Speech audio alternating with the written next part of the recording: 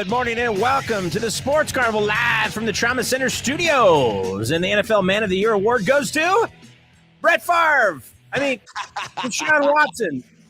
Never mind. Here's your host, Dave Carney. Top of the morning, boys and girls. The Sports Carnival kicking off a Wednesday here after Election Day with an indictment on Brett Farve, as you've mentioned. This guy, Chad, is turning out to be a full-on fucking arch criminal. And we'll be talking about Brett Farve and what he has gotten himself embroiled with recently here. It's sad, isn't it? When you have yourself built up, in sports especially, in life in general, but in sports specifically, you have yourself built up in your mind's eye anyways. Who's a hero? Who's a good guy? Who's somebody that you used to have a poster of on your wall that you thought, hey, say what you will, what they do off the field, it doesn't matter. We get this guy on Sunday, but now you find out Brett Farve actually might be one of the sleaziest former Green Bay Packers of all time. You know, ayahuasca Aaron, say what you will, but I don't know that he's defrauding the state of Mississippi, one of the poorest states in the country, of millions upon millions of dollars. Yet again, Chad, oh, how the mighty have fallen. Well, the good thing for us, though, is Brett Farve has saved our day because it was a slow sports night last night. You and I were talking off the air, and I was flipping through the channels on the YouTube TV, which I'm really enjoying. I think it's a pretty good little system that you've got there.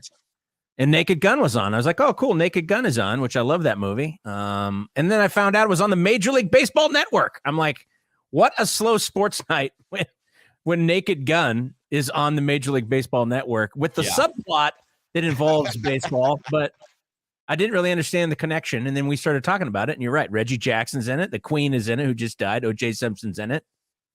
It checks all the boxes. It checks all the boxes. Queen Elizabeth, she wanted to actually be in that movie. As a matter of fact, the royal attaché decided at the time that she was previously occupied. So there was like a trip to Epstein's Island, and she went with her kid to show him around. And that's why she couldn't actually be in the first Naked Gun. That's a little known Hollywood secret. If you read Variety on a daily basis, which I used to, that's where you pick up those nuggets. Okay.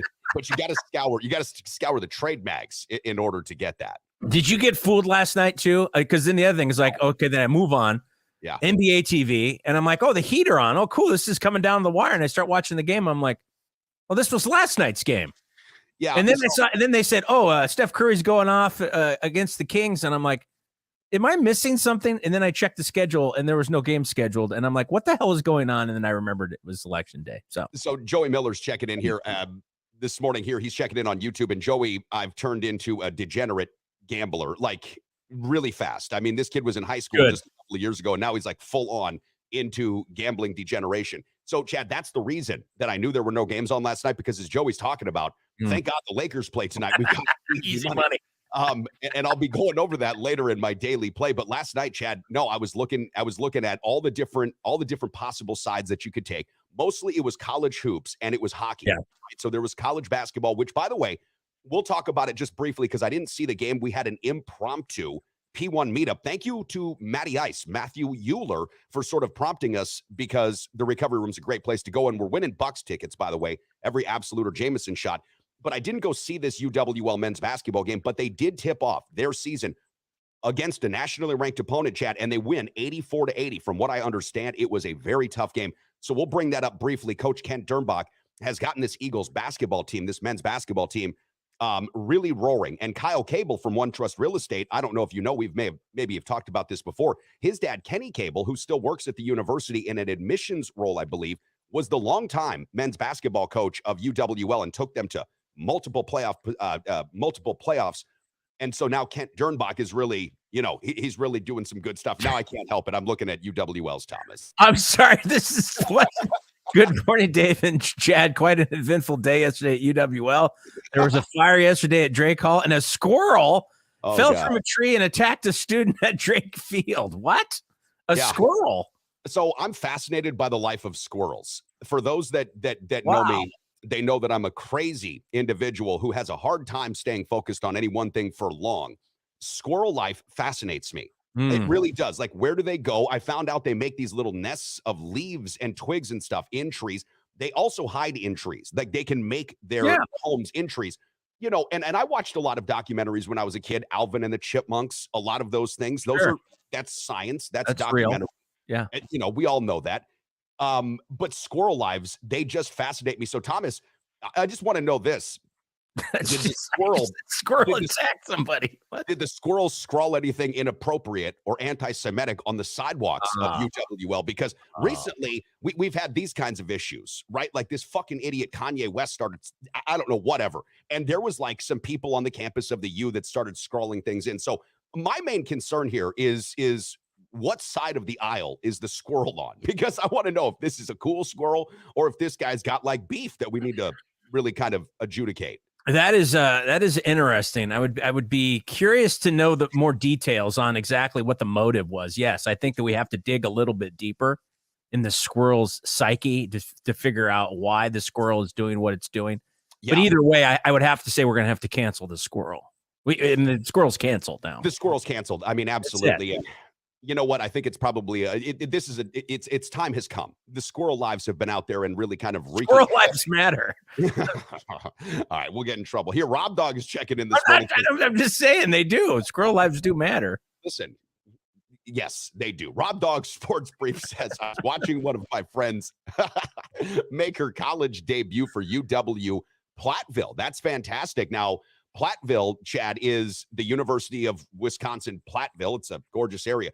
Their football team will be in town. Yeah, Eagles are playing them. Yeah. You betcha. This Saturday, 1 p.m. at Roger Herring Stadium. So the weird thing about this weekend coming up, if you're sounds very incestuous around there. There's way too many colleges that everybody knows everybody. It's like, how do you guys figure out who to root for? I'm confused. Well, you generally root for whatever town you're planted in. Now, the town that you're from, you can root for those two. Okay.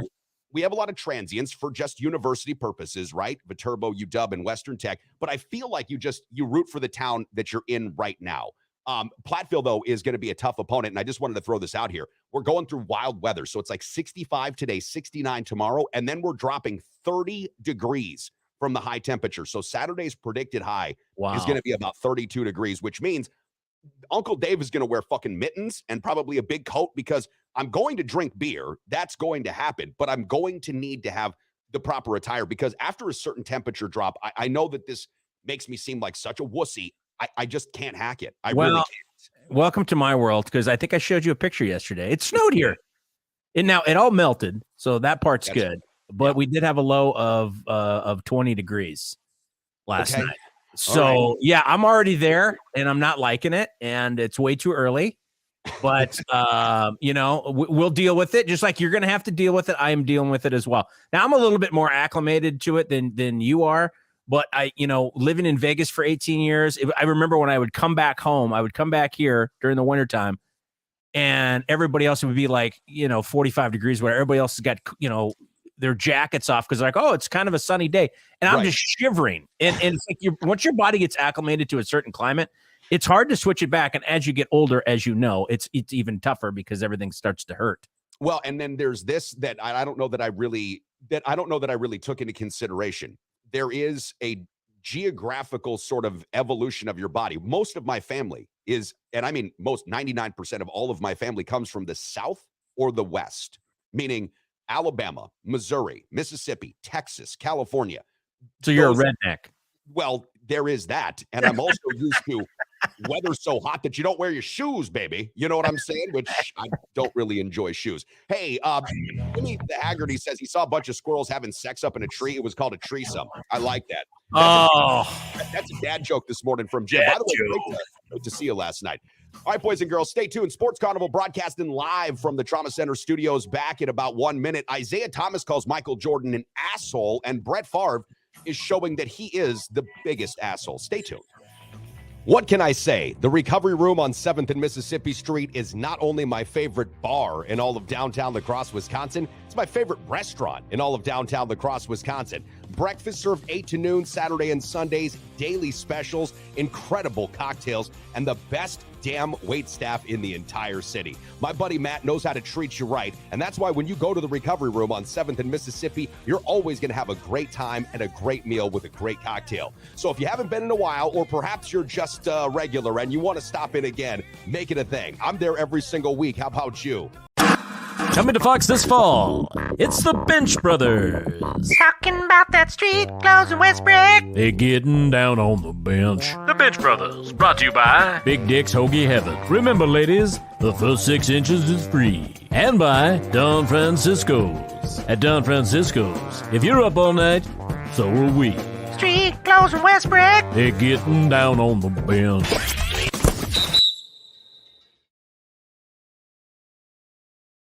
And back to the action live from the Trauma Center Studios. This is the one and only Sports Carnival. Jim Irsay does it again, naming assistant QB coach Parks Frazier, the new offensive coordinator, and Ray Charles, the new team bus driver. Now here's your host, Dave Carney. And here I thought I was the only one trying to do their best Ronnie Millsap impersonation, and then you go ahead and lead us in with that. He's I the love pilot. it, man. Ronnie Millsap's the new pilot. That's fantastic. Yeah. Kyle Cable, One Trust Real Estate, the official real estate partner of the Sports Carnival, is your go-to guy if you're looking to buy or sell a home. And Chad, I might be doing a little bit of both. You got to get with somebody who is in the know, up to date on all of the real estate ins, outs, and the trends. The real estate market's so quirky, especially right now. You've got to go with somebody who is in the know and is focused, dedicated 100% of the time. Kyle Cable. Our mortgage needs are handled by our good friends Mike Garcia, Todd Vercruzzi, of Midwest Mortgage Teams, Land Home Financial, Preferred Insurance, Anthony Rausa. I've been pronouncing his name completely wrong, of course, too. Nobody ever says anything. I have no fucking, there's no PR person to give me phonetics anymore, which is a big miss. But he works with Brian Sandmeyer. I can, of course, pronounce Brian's name, Preferred Insurance. Nice. We've got our friends Joe and company over at Helping Hands Landscaping, and Sean O'Neill, the O'Neill Law Firm, divorce, bankruptcy, criminal. Thanks so much for your support. We couldn't do it without you. UWL's Thomas Chad is checking back in here. And this is, inquiring minds want to know. We had a squirrel attack on the campus of UWL. We know that right now the squirrels, they're beginning to coordinate. There is some sort of effort to upend us here.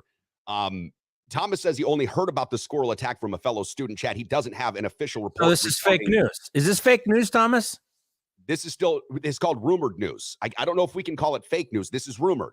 We have sources we have people close to the source that have information that they have heard. They have overheard information. Right. It's like when Adam Schefter came on the NFL draft coverage a couple of years ago and started talking about sources himself that had told him his mind that Aaron Rodgers was going to be traded. He thought of that himself. And the way that was reported, was like actual news. And I literally had to spend we had class time. We had to do 2 or 3 hours on why ESPN is not news. It's not journalism. This is called story time for adults in many cases, right? You're just getting stories. And that was kind of, people push back on that. Well, Adam Schefter's on ESPN. I was like, and ESPN's owned by fucking Disney. Okay. I'm just saying, when you have Mickey Mouse going like, hey, Adam Schefter, don't ruin Michael Eisner's company. Give these guys something good. Yeah, he does. He just makes it up. So there you go. Well, that seems to be the trend in all news at this point where, you just say, undisclosed sources, or you might as well just come on. I know a guy that knows another guy, and his uncle told him. That's what we're reporting this morning. So that's like with this Brett Farve news. I kind of like, when I only really see it on ESPN, I wonder if it is, 100% real. You know what I'm saying? I do. I hate to say that because it is the mothership, and everything that comes out of the mothership is 100% gold. But Adam Schefter does work there. So. Listen, I can't discount any of these particular takes because, as we know, ESPN's in the business of what? Protecting their ass. It's a big CYA network, right? We CYA. As a matter of fact, I was watching something this morning on ESPN, and I just kept thinking, who's going to be the next head coach of an NFL team, right? Because it could be that gal that's reading the news right now. That seems to be what drunk Jim Irsay is all about, right? Which, wait, if you didn't see Jim Irsay's press conference, and I don't know how many people watched it, I went and looked at it yesterday. This guy is off of his medication. He's literally off of his medication. He sounds like he is actually in the midst of one of his aggressive DUIs at the moment, right? So Jim Irsay's, we've all had issues with alcohol or drugs or whatever. I'm not picking on that. But as an NFL owner, to be out there doing what he is doing right now, it's crazy. It's crazy. He's playing with $1 billion plus franchise. and doing so loose and free. It's just wild. He looks like he is off his medication. Well, he's turning into his dad, because his dad was the same way, where he would go down on the field and, fire people and tell them to pull. I mean, it sounds like, from what I've heard, I know a guy who knows a guy who was watching ESPN2, and this is what he heard, was that most of these decisions that have happened, including benching Matty Ice and bringing in Sam Ellinger and all that, was all from Jim Irsay, and that the locker room is not very happy about it. You don't say. So, I mean, that's coming from a guy that I know who knows another guy that watched ESPN2. So it's probably true.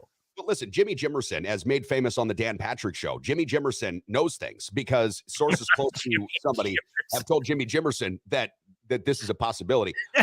Jimmy Jimerson, that's good. Oh God, you haven't heard that bit yet. It's worth a watch. You can watch that stuff on Peacock. A little free plug for Danny and the boys. The way that we report stuff now is largely based upon what it is that A, will get a lot of clicks, and B, what we can substantiate by another tweet, right? Like, so if you say, well, what kind of editorial reporting did you do? What? I saw it on the internet. I mean, obviously. I mean, it was on my Facebook feed. I had a conversation with one guy, and this is, listen, he was not a smart man, but he went on to tell me, like, in detail, what the NFL rule book had to say about a certain thing. And I asked him, because I've read that rule book, particularly in that section a couple of times. I'm like, wait, where'd you see this? Well, I saw it on Facebook. There it is. News. Got it. Figured out. Hey, by the way, all the news that you need, it's on the Sports Carnival group page on Facebook. Well, speaking of news, we can confirm now. Okay, our sources have confirmed the squirrel attack actually did happen. So that isn't fake news. That just came in. So we know that for sure now. You see, we need do we have a sounder for that? Because if we don't, we need sorry. Speaking of just popping up right now like a sounder that we would need, Morning Wood is popping up this morning. Hi, Woody. He saw on ESPN the Ocho that Matt Janis is in the running for the Colts head coaching position at the end of the year. No, Matt's way too qualified for that job. Right? That actually is a much better job. That would actually be a much better fit, honestly. Obviously, nothing against Jeff Saturday. Saturday in the park. It's all cool. I get it. But Matt Janis, I think, would actually do really well there. But I actually wish he would take over for Matt LaFleur. You just trade Matt's. God, that would be fantastic. And you know what? Suck for the Eagles, but it would be really good for the Packers if they traded Matt's. I actually wonder, now that you're saying that, if Matt LaFleur could actually get anything better out of this Eagles team than Matt Janis. I don't know. I don't know that Matt LaFleur is a good coach or not. I really don't. But one thing I do know, back to this whole Colts situation, is this. I overheard Jim Irsay again in this press conference yesterday. And he's talking about, we showed the quote, but he's talking about how glad he is that Jeff Saturday doesn't have any NFL experience, right? Like he's glad about this. Right. Okay. So he said that Jeff was a consultant for the team for a number of years, right, Chad? In the radio business, in any business, are the best. Yes. Oh gosh. And haven't you always been really glad that none of the consultants were your actual boss? Yes. Every time a consultant comes in, when it comes to consultants, and I don't care if it's radio, television, football, whatever, consultants are always a cancer, because they'll always take credit for things that they had nothing to do with, and they'll always fault you for something that had nothing to do with what is actually wrong. And it is the most aggravating thing, because they're just fly-by-night assholes. That good for them, and it's a good racket. If you can get into it and you can get into that game, good for you, because you're getting free money to do nothing. But yeah, consultants they're your worst nightmare. So that was another reason why, when I was watching Jim Irsay, I just kept coming back to this. And again, no shame, because I probably imbibe a little too much too, but holy fuck, I know when not to. Like right now, during this program, not drunk, because I want to keep a clear head. I want to keep going, and time and place. By the way, Matty Ice, great to see you last night at the recovery room. That's where you're supposed to get drunk. I'm watching this press conference, Chad, and the guy looked like he was off of his medication or swilling. He really did. He had a hard time not slurring his words. He was ruddy-faced and laughing. It reminded me of just sitting at the bar with some guy that's, going on and on and on about the 1980, and this is a shot at Matty Ice, cashed-in fucking Eagles. And I'm like, wait, what? And he's telling me about this high school team from 1979, 1980. Matty, Okay. And first of all, like these guys were playing fucking 8-man football. Like everybody worked at the train company. I don't know. That's kind of what it felt like Jim Irsay was doing. And I couldn't wrap my mind around this being an NFL owner, because again, these teams are so valuable, and what he's doing, it just degrades the entire organization. So for everybody that's in that locker room now, that's a coach, okay, as good as Jeff Saturday may be, for everybody that's in there, this guy just went and gutted your head coach and a couple of other positions and then tells you, you don't know what you're doing. You don't know what you're doing. So I'm going to bring in this guy, ESPN. Again, don't care that he's a former player. That's fine. How many former players, and we'll get into Isaiah and Brett Farve, how many former players don't make it as coaches? Lots of them. Well, what I found interesting was that this Parks Frazier guy, who's the assistant quarterback coach, one of the main reasons why they've made him the offensive coordinator is because he knows how to work the computer. I mean, basically I'm dumbing it down. That's not exactly what it was, but he's more technically skilled than the rest of the staff, or the most technically skilled guy on the staff. So the guy that knows how to, control alt delete when there's problems is the guy that's going to be calling your plays, who is the assistant quarterback coach. Yeah. You have a coach with no experience, Jeff Saturday, as great an offensive lineman and as great a Colt he was. It's just a fact. I watched a little bit of Aaron Rodgers on Pat McAfee, and they kind of talked a little bit about it. Aaron Rodgers was even like, yeah, that kind of a surprise. I don't, like he didn't want to go too far, but yeah. Wow. I mean, it is, I'm kind of thinking that maybe, Jim Irsay has had a, and I mean this in all sincerity, because we all go through this. Maybe he's having one of those moments where he's having a midlife crisis or a post midlife crisis or something, and he is off of his meds. Obviously, the history of his father and kind of how he treated the team, is he starting to go down that road, which he's always been opposed to?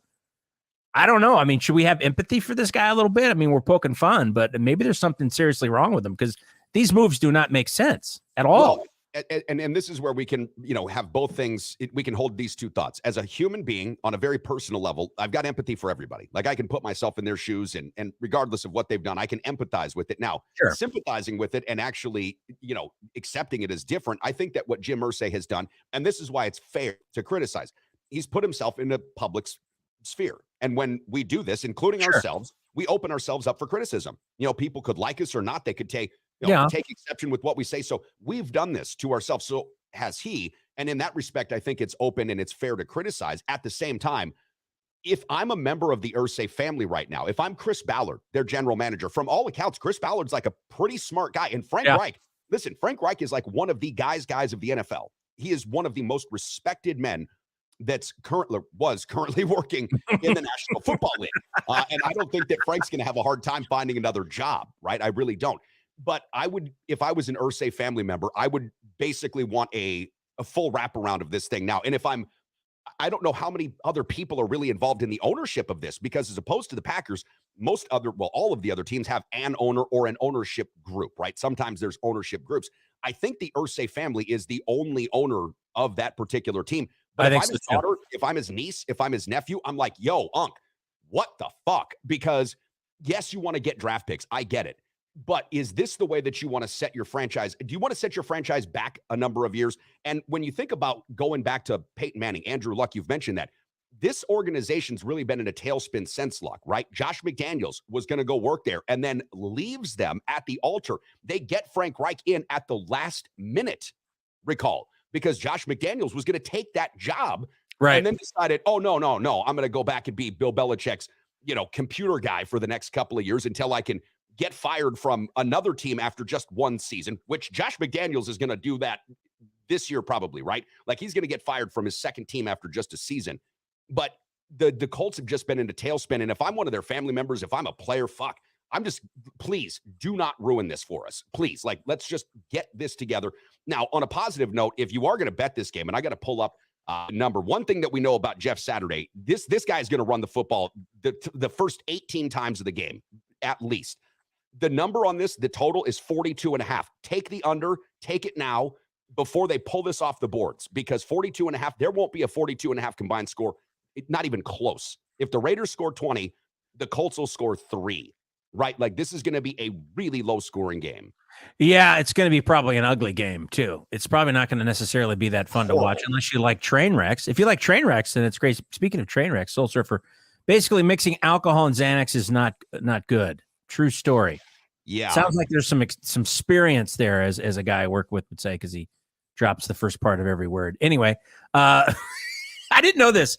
I didn't know this was possible, and I'm not trying to clown on anybody, but until I moved back here, I didn't realize I'd never met an adult that didn't know how to read, but I have met an adult that doesn't know how to read. He's in his 60s. That's sad. It is very, very sad. He's got dyslexia and he can't read. He's a good guy, but his library card doesn't get much use. I'll just put it down. Yeah, the library. Talk about one of those places in American antiquity. It was like, I don't know, chivalry. Like the library and chivalry are both like sort of, in a dusty corner of our mind's eye. Did you see this? So Foreman's talking about McCarthy's presser, and which was interesting on the McAfee show. He asked Aaron Rodgers about this a little bit, and it was interesting to hear Aaron Rodgers' take. But yeah, McCarthy is obviously it's very emotional week for him. I don't necessarily think that's a good thing for Packer fans. No, because I think he wants to win, and he wants to win badly, and he's going to do whatever it takes to win. And I think he will be emotional, and I think in his emotion may be of joy at the end of the game. He may tear up a little bit, but yeah, that's interesting. Him coming back in this situation where the Packers are in right now. I don't necessarily think it's a recipe for victory. Not that any of us thought there was going to be a victory anyway. Oh, you mean for the Packers? Like a potential win? Oh, no. The Packers' chances of winning have already left. The Packers aren't going to win again this year. I don't know that there's another win on the schedule for this team. I know that sounds horrible because a lot of people are saying, oh, they're going to run the table. Yeah, they're going to run to the table, the golden buffet table. That's where they're going to be running. They're not going to run no fucking table. So I did watch this. And here's the other thing about McCarthy that Foreman's bringing up here, P12 Foreman. So Mike met his wife here, and she's from Green Bay, right? So his kids, Mike McCarthy had knee surgeries the season after he got fired from Green Bay. He talked about this at the press conference. He had to go next door to title towns like Orthopedic every day while he's watching this building next door to him get filled with 13-win seasons. That's the thing about this Mike McCarthy story that's really, really interesting. And I was part of the cadre of those that buried this guy for being a terrible football coach that had lost all ability to really reconcile with what a modern NFL offense should look like, right? I was amongst those that was burying him. And Mike McCarthy, so he gets fired. And then he watches this team, the Packers, go 13-3, 13-3, 13-4. Meanwhile, he's struggling with the Dallas team that spends more money than any fucking buddy, and he can't figure it out until, of course, they hire Dan Quinn, who's probably the reason that that's a good team now, their defensive coordinator. But yeah, if you're Mike McCarthy, you're coming into this game on Sunday with more motivation, more chutzpah, and you're telling your team, if you got this, is what I would tell them. If we lose this team, I'm pulling a Jim Fossil move. The worst grade on this sheet's getting cut. That's what's going to happen. If we lose this game, whoever is the last guy on my grade sheet is going to get cut. By the way, that is that famous quote where Jim Fossil says, everybody that wants in, get in. Everybody that wants out, get out. He went into the special teams MVP after that press conference. And everybody else that was going to be last was going to get cut, and they didn't lose again. They went to the Super Bowl. Sometimes the threat of your job will motivate you. Rob Dog saying you guys still play the Bears, and the Bears, as of the last decade, have invented ways to lose to the Packers. Yeah, that's true. And Aaron Rodgers is very successful against the Bears, but I don't know now. After seeing the Bears play a couple times after that loss to the Packers, even though they've lost a couple of games, they look better than the Packers to me. There's, in rare cases, in some ways. Well, in many ways. First of all, the Packers haven't scored 32 points, I don't think, all season. And that's what the Bears put up against Miami last week. The first 6 weeks of the year for Justin Fields didn't look great. There were a lot of maturation processes and things that you look at and say, boy, I don't know if this kid can really hack it. The last 3 games for Justin Fields has been nothing short of spectacular. The Chicago Bears also did this. They pivoted away, and I'm almost surprised that they did this. They pivoted away from what had been a generational approach to football. All defense, pay your defense, quarterbacks don't throw, we run the football, because they know this. If they're going to go all in on a quarterback like Fields, which they did, you have to find out if he's going to work or not. You just have to. So you give the offense, you give the quarterback enough to see if he will work. the Bears are going to put oh man, I hate to say this. The Bears are going to put the Packers in such a bad way. Packer fans are not going to want to watch that game. I mean, they're not going to want to watch that game because what are the Packers going to do without Rashawn Gary? What are the Packers going to do when Jair Alexander decides to lose his mind again and starts throwing people out of bounds in the first quarter? Like, dude, you're giving these guys 15-yard penalty. Like, what are you doing? I kind of like that guy, but he's also kind of a thorn in the side sometimes. Alexander. Yeah. I mean, he's got a lot of chutzpah, he's got a lot of energy. Player. And he's a great player, but yeah, I think he sometimes causes more problems than what it's worth. Well, you could see that was on evidenced last Sunday. Anyways, we're going to step aside, take a really quick break here on the Sports Carnival broadcasting live from the Trauma Center studios. When we come back, arch criminal Brett Farve seems to have got himself into more trouble as the Mississippi welfare investigation expands, and we'll kind of get into some of the details. Stick around. The official mortgage team of the Sports Carnival is the Midwest mortgage team of Land Home Financial, my good buddies Mike Garcia and Todd Vercruzzi. Listen, we all know the mortgage industry is in a bit of an upheaval right now, and that's why it's more important than ever to go to a couple of guys that you can trust, a local operation right here in La Crosse. That is the Midwest mortgage team. Again, Michael Garcia and Todd Vercruzzi of Land Home Financial. Don't make a mistake with your mortgage needs. Go to the official mortgage provider of the Sports Carnival, the Midwest mortgage team, Mike Garcia and Todd Vercruzzi. Now more than ever, if you're looking to buy or sell your first home or perhaps an investment property, you need a full-time dedicated real estate agent who is up to date on all the latest trends and analysis and is ready to give you the kind of service that you deserve. That's why the official real estate agent and the official real estate partner of the Sports Carnival is Kyle Cable of One Trust Real Estate. Whether you're looking to buy or sell your first home or perhaps you are a seasoned investor, call the official real estate agent partner of the Sports Carnival, Kyle Cable of One Trust Real Estate. Back to the action live from the Trauma Center studios. This is the Sports Carnival. Remember, half the people you know are below average. Now here's your host, Dave Carney. Yeah, you know what's scarier about that? I worked for a doctor once, and he reminded me that 49% of doctors finished at the bottom half of their class. Still got a medical license. And they're practicing medicine. I had a conversation about this the other day. I said, remember, it's a medical practice. It is a law practice. It's not medical perfect or law perfect. These are practices. Speaking of practices, Rob Dogs brought us a nice piece of news here. And this is a practice that I'm glad stopped in the state of Wisconsin. He says, Dave, unlike Ashton, we don't hump horses. Long story short, some guy in the mid-90s humped a horse, and that's when it became illegal in Wisconsin. Go DeSoto Pirates. And I would assume that that's something that could be confirmed by somebody else. When Rob Dog I had to go with it. I'm not sure what's going on up there in Wisconsin. Okay. Yeah, in the 90s, is that 1890s or 1990s? What are we talking about here? No, it sounds more like 1890s. Yeah, I'd hate to be that guy and let you know that Wisconsin, we get bored. And this is why we have a lot of serial killers, because it's just the winter's long, right? So you get bored, And what was that song? I've never been that bored. Well, neither have I. But wasn't that the song that actually got flipped on its head? Save a Cowboy, Ride a Horse. But then they switched it for radio play because they felt like it worked out a little bit better. Oh, Soul Surfer says Favre was a great football player. What a dumb shit criminal, though.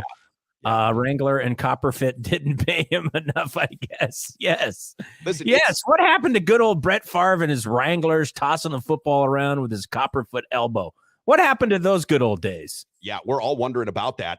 Last night at the recovery room, as a matter of fact, I'm talking to a young man, and he's in a Packer jersey, and I can't remember who it was that he had on the back, but we start talking about this Brett Favre situation, and the thing that really comes, I think, up for a lot of Packer fans is just how sad it is. Because Brett Favre now, this is the second time in Packer fandom that he can turn complete heel. Now, Brett Favre was beloved as a player.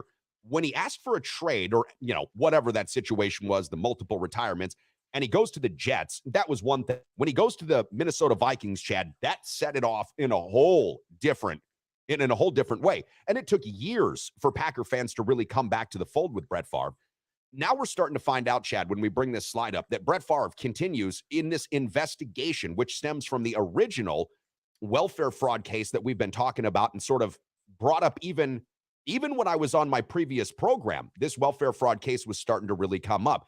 So what's coming up now is more from that. This isn't necessarily a whole new situation. It's just that in the course of the investigation, we now find that Brett Farve, who backed a pharmaceutical company that was misrepresenting itself to be associated with NFL players, and the NFL Players Association is accused of taking another $2.1 million in funds that were, Chad, again, supposed to be directed towards some of the people in Mississippi who need this the most. And again, I don't have to tell you, this isn't breaking news. Mississippi is one of the poorest, if not the poorest states in the entire country. Their education is last in the state, or in the country, excuse me.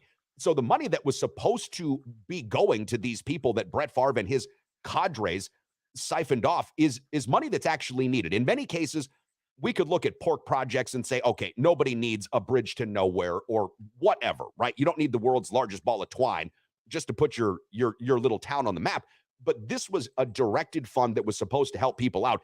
And now as we see this story sort of, I guess, expand with more reporting on it, we see that Brett Favre looks to be more and more, not just complicit, but actively engaging in some of the douchebaggery that's going on here. I really don't know what else to say, because the quote that we have here is something that he said before, but this is part of the reporting now. Quote, if you were to pay me, is there any way the media can find out where it came from and how much? I mean, he was looking for this money. He wanted to direct this money, and this isn't a passive thing. This is a very active role that Brett Favre played. Yeah, and that quote kind of incriminates him. If that is legitimately, I mean, that was was that the one they've of the text message? Yeah, because they've already got this lady, the former governor of Mississippi's phone or whatever. And yes, this came from her phone records. And they can verify that. That's something they can prove in court. So, I mean, does this mean he falls for this? Or last time we talked about this, we just figured he was going to get most of the heat and there's going to be fall guys and he was never going to actually, pay a pittance at all. I mean, now is it kind of metastasizing into something bigger than that?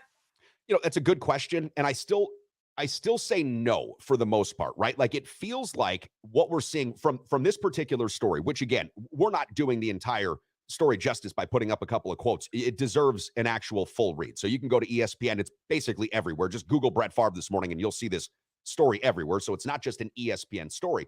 But what we understand now, at least from my reading of this, is that Brett Favre, like a lot of athletes, Chad, gets hooked up with companies that want to sell them on something, right? Wrangler, Copperfit, whatever it is. We want you to be a spokesperson. In this particular case, it was a pharmaceutical company that was posing, Chad, to be developing a nasal spray that was going to help former NFL players, whatever, a pain, remedy of sorts.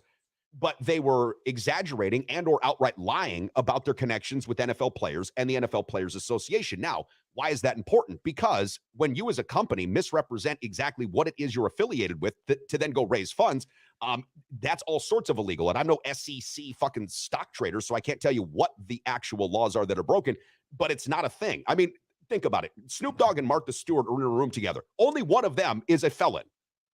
And it's not Snoop Dogg, right? Because financial crimes are real. And so to that end, I don't know that Brett Favre doesn't get in trouble. It still feels like this will end up landing, like the actual criminal penalization of this will end up landing on somebody else. But what Brett Favre is suffering now is a degradation of reputation. And Chad, you and I have talked about this a number of times. And I don't think this is right, but this is the way it is. We get tried now, especially in this country, by the court of public opinion. Yeah. And if the court of public opinion says, you're an asshole and you are not going to be in our little, friend circle, then you're out. You're out. That's how this goes. Even if you're not criminally liable or culpable, but the court of public opinion has deemed you to be at fault, that's it. And it looks to me, where this maybe hasn't gone 100% that way yet, it looks to me the more and more that this comes out, Brett Favre will end up looking like one of those guys, Chad, that's just a bad actor. Let's just call it what it is. He's going to look like a bad actor. Yeah, it doesn't look good for him. And again, if that text is 100% verified and that's what it said, that kind of incriminates him a little bit. Soul Surfer says, wait, there's a guy wearing a Green Bay jersey on a Tuesday night at a bar. Jersey guy in the house alert. Yes. Grown men who wear jerseys. Yes. So this is another thing that I want to do at some point. So Chad's producing these videos. We've seen the Westbrick and Street Clothes, the Bench Brothers. We have Little Doobie's Pizza. We've got, Todd Vercruzzi's, the Kouz's Hot Tub and Jacuzzi. We got to do at some point GMWWJA, Grown Men That Wear Jerseys Anonymous. That was one of my things that we started off with in Wisconsin. We had to set the precedent. If you're wearing a jersey and you're over 18 and you're not affiliated with a team in any way, shape, or form, you have a problem. And there is hope. There is hope. It's GMWWJA. I've got no problem with team gear. I'm a team gear guy. Yeah. I just wear another man's name. And now that we see these players switch teams so much, how well do those things age? They don't. That's the thing. That's been going on for quite a while. But when I was younger, pretty much a guy was on a team that he was on the team for good. I was so heartbroken when Joe Montana left for the Chiefs. That really, because I had to root for the Chiefs, for crying out loud. And that was horrible. And he played fairly well, but that was rough. They went to an AFC championship game. They did. And I still remember distinctively when they were playing the Denver Broncos on Monday Night Football, and Joe Montana came back in the last 2 minutes. Actually, it was a comeback from John Elway, and then Joe Montana came back. Classic. And they beat. It was so awesome, and they beat him. It was great. But I remember, when I was younger, when I was a young man under the age of 18, I did have a jersey, and I had a Joe Montana jersey. Sure. Well, it's no good to you when he goes to the Chiefs. No, it really isn't. Now the NBA store, I think, has a jersey replacement plan. There's one place that actually gives you a jersey replacement. So if you're a fan of, let's say, Rudy Gobert, as we're getting Eric from La Crescent's text to come in here. You're a fan of Rudy Gobert, and you're playing for the Jazz, or he's playing for the Jazz, but gets traded to the T-Wolves. Well, they let you exchange that jersey, at least on one platform. I can't recall. It's a great idea. But it's a great idea. Now, I do want to hit this real quick because Eric from La Crescent says, "Morning, fellas. Sorry to divert from Favre's embezzlement." No, you're quite all right here. But the T-Wolves game that he went to was jarring. Why the fuck did Minnesota give up so much for Gobert? Danny Ainge wins again.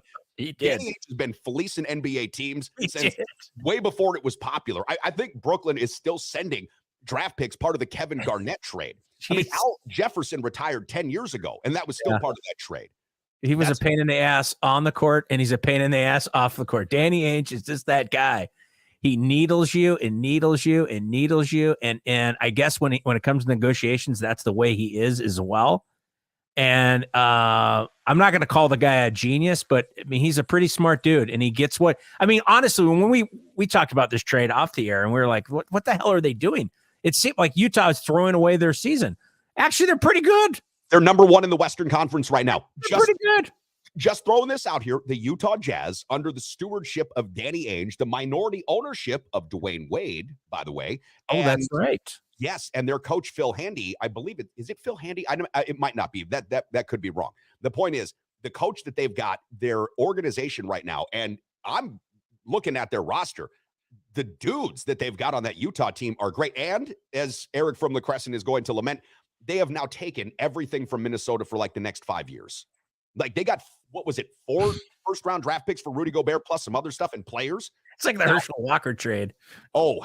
It's like one of those deals, It really is. It's residuals forever.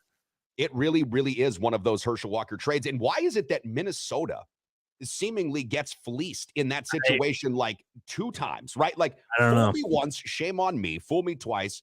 Wait, fool me once, shame on you. Fool me twice, shame on me. See, even I was forgetting how to be fooled that many times without shame. Two different sports, same state.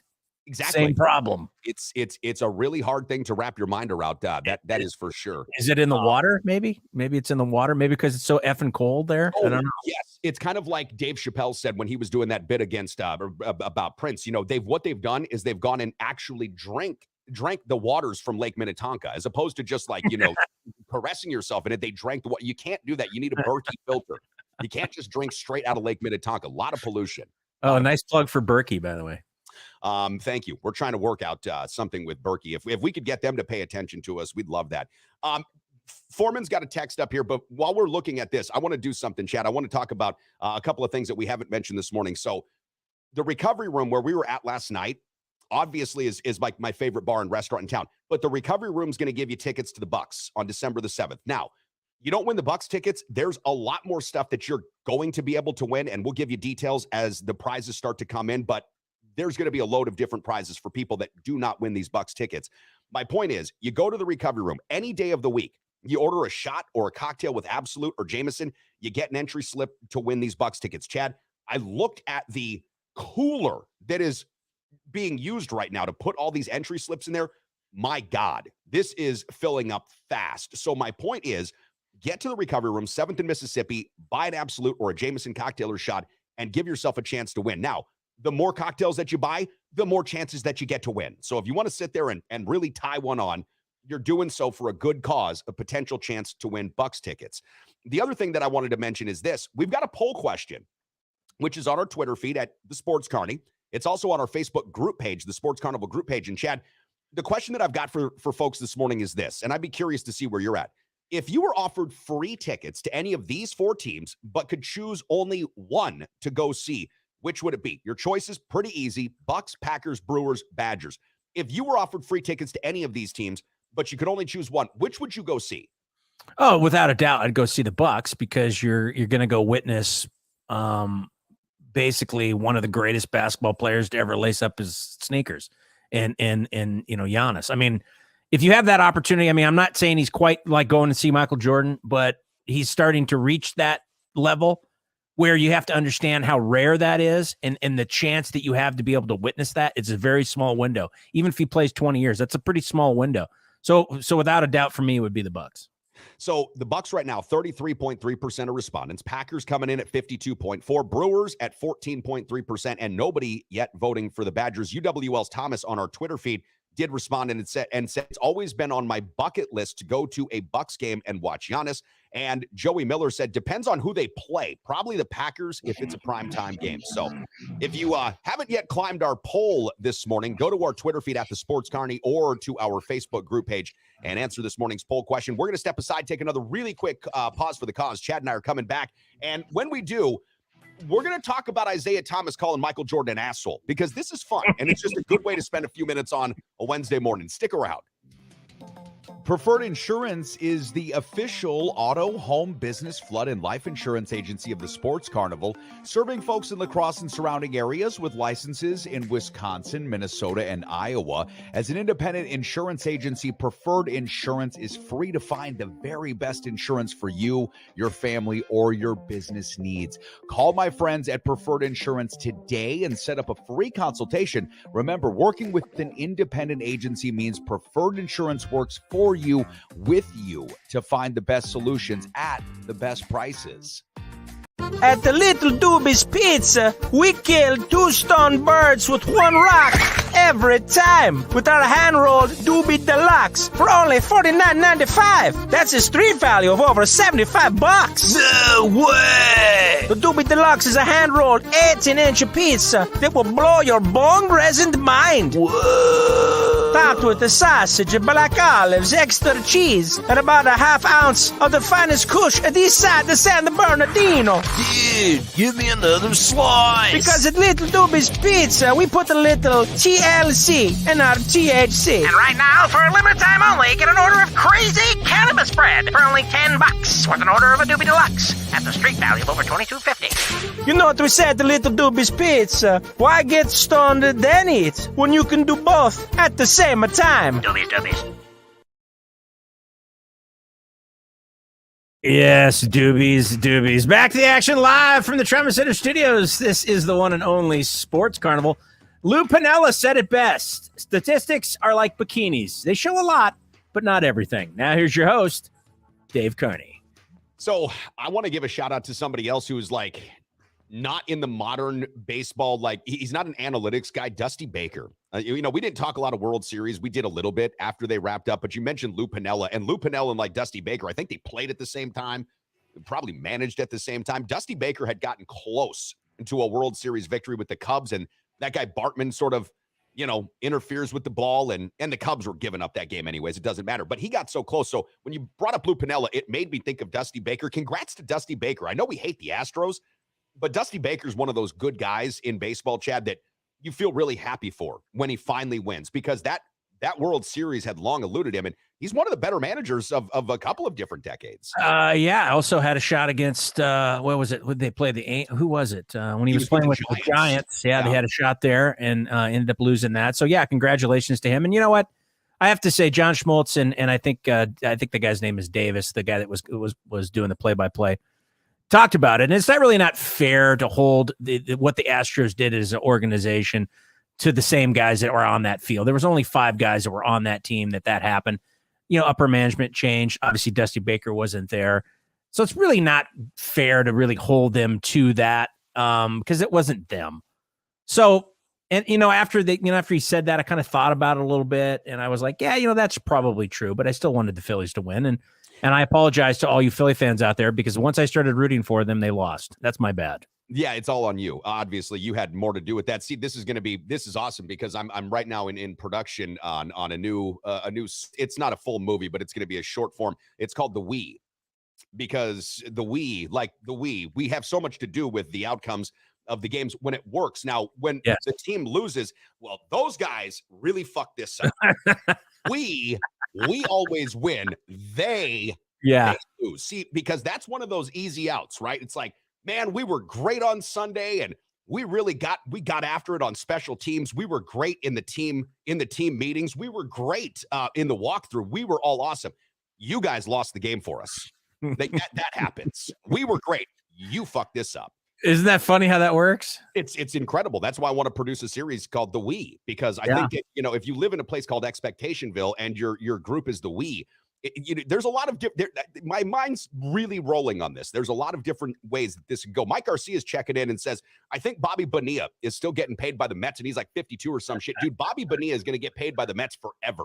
Yeah. I don't know exactly when that contract runs out. And here was the weird I think A-Rod is still getting paid by the Rangers too, actually. It probably is. That's what Bryce Harper's contract's going to be like. They went into perpetuity with him. $330 million, yeah. Bobby Bonilla's contract was so weird because at the time, baseball wasn't nearly, as far as the finances are, where it's at now, even though it was a more popular sport probably in America. But the Mets made some sort of investment. They tied it into a stock trade or something like that, which then ended up going boom. And so because of that, Bobby Bonilla's contract has always been one of those. I mean, they call it Bobby Bonilla Day. Every time he gets a check, it's like every year it's Bobby Bonilla Day. Look at Rob Dog, 141 days until opening day. Really? Yeah, stop. Tell me that's not real. You just made that. That's arbitrary number, or is that real? No, I think that's probably real. 141 days till opening day. Here's the thing. You did the math on that? We'll pay attention to baseball again next September. Okay? That's when we're going to pay attention to baseball again for the most part. In the summertime here in lacrosse, we've got the Northwoods League, which is great. It's wood bat. It's outside, awesome environment. Top college prospects from all over the country come here. As a matter of fact, we had Chris Sale, and it was who else was the starting pitcher? I'm slipping on this now, but it was when Chris Sale and the other dude were both the starting pitchers in the All-Star game a couple of years ago. They both played in lacrosse in the summer times, which was really kind of fun. Wow. Yeah. 6 degrees of Kevin Bacon. Nice work. Exactly. Woody says, Isaiah Thomas is a flat-out bitch. He hated Michael and the Bulls ever since the Pistons walked out past the Bulls 91. Chicago beat him for the series on Detroit's home court. Rodman calls Isaiah a bitch, and he played with them. Well, he sure didn't at the time. Chad, Isaiah Thomas, we saw this on Bleacher Report. Isaiah Thomas was being asked about the Last Dance documentary, and I don't have it right in front of me, but I'll paraphrase. He says, so this guy goes on television, speaking of Michael Jordan, and he calls me an asshole. Oh, Max Scherzer. Thank you, Rob. I appreciate that. Max Scherzer, Chris Sale both played here in lacrosse in the summertime as part of their college, careers. So anyways, Isaiah Thomas says, in essence, this guy goes on TV, calls me an asshole, and then I proceed to watch this documentary where he shows himself being Michael Jordan to be an asshole. I don't think that what Isaiah Thomas did in 1991 was classy. I really don't. But I've also seen a number of players, LeBron James, do this very same thing. Larry Bird do the very same thing. A number of players have done the very same thing. The way that looked, the way that the Pistons walked off the court, absolutely. Was that a sign of major disrespect? Were they salty? Yes. But here's the thing. Isaiah Thomas, and I'm not saying that he was a great dude because he ruined the CBA, and people around here are still not happy about Isaiah putting his mom in charge of their finances and then tanking an entire league, right? But Isaiah Thomas as a point guard might be the best point guard that's ever played basketball. And that's why Michael Jordan had beef with Isaiah Thomas. Say what you will about his personality. That didn't matter. Isaiah kicked Michael's ass so much for so long that Michael developed a big callus around his heart to him. And I can't knock him for that. But if you're telling me in any fucking meaningful way that Isaiah Thomas wasn't better than everybody else that was on the dream team, like Stockton or Christian Laettner or whoever, then you're wrong, because Isaiah Thomas was better at point guard than those guys were. He just was. He was a better player. Well, yeah, and if you were to replace somebody on that team, more than likely would be position to position, and you would probably you wouldn't replace Magic, obviously. No, you would replace John Stockton, which would be unfortunate because John Stockton is deserving of being there and was deserving of being there. But I would have to agree that Isaiah was a better point guard than John Stockton, barely, mainly because he could not only distribute the ball like John Stockton, but he was a better scorer, which was more about John Stockton's desire more than ability, because John Stockton could have filled it up all day long if he wanted to. He preferred to pass the ball, and that's the reason why he's the leader in assists. As far as the beef goes, what's interesting about it, and Isaiah talks about it, they learned pretty much everything that they took to the Bulls from the Celtics. And the Celtics did the exact same thing to the Pistons in 87. They walked off. And walked off. Their hands. I remember that. That's what and nobody said anything, and it wasn't a big deal. Why it got hyper focused on that? It's almost like they wanted that story to develop that way on purpose, because as you mentioned, it's happened multiple times, before then and since then. So it's not like it was this aberration, like it just came out of nowhere. Sure. And for some reason, all of that was focused on Isaiah. Now, Isaiah hasn't really done himself any favors, but I don't know why he gets all of the blame, mainly because I guess when it comes to the bad boy image, everybody credits him for fostering that. Because there were guys on that team that aren't like Joe Dumars is a great example. Joe Dumars separates himself from that completely. He still embraces it. He's still one of the bad boys, but he doesn't really wrap his arms around it the same way. So it's just interesting how that's got twisted over the years. Yeah, I think that, again, Isaiah Thomas, and this guy's polarizing, and he's polarizing for a number of reasons. His play on the court was so electric and so dynamic. So he goes to one of the biggest programs in the country for Indiana, right? And plays with an upstart named Bobby Knight, who had just recently gotten out of West Point or something like that, or Army, and comes over and takes over an Indiana team. So he plays with a great Hoosier team. He's a West Side Chicago guy, right? So he comes from the inner city. He was Derrick Rose way before Derrick Rose was Derrick Rose, with better handles and tough. But I look at the Pistons, their bad boy image, that was Chuck Daly. That was, again, this is an institutional direction. And you're right. The Pistons got their entire modus operandi from the Celtics. And they did. From teams like that. And the basketball of the 1980s for like Rob Dog and for, UW Wells Thomas, these men fought it out. I mean, not just with a jump ball, they fought it out on the court. So when I look back at those Pistons, the bad boys, again, the reputation that I think Isaiah has now is more because Michael Jordan was elevated to such a place in he's an icon. He's an American icon. And we didn't want to see an icon like Jordan, and the NBA didn't want to see an icon of Jordan's stature and status be shown up like that. That's my personal take.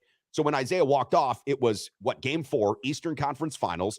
The Pistons had been taking it to the Bulls. The Bulls finally beat these guys and sweep them out of the conference finals before they go beat the Lakers and Magic.